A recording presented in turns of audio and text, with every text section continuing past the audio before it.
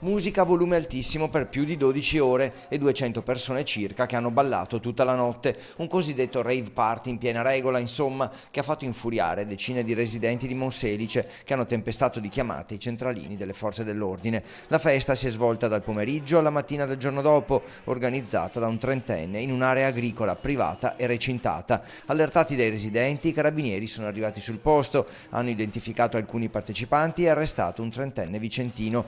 La musica, le urla e gli schiamazzi, con i partecipanti arrivati da tutto il Veneto, attrezzati con tavoli, gazebo e tende, hanno trasformato il terreno agricolo in una specie di discoteca, tanto che alcuni assessori si sono recati sul posto per rendersi conto della situazione.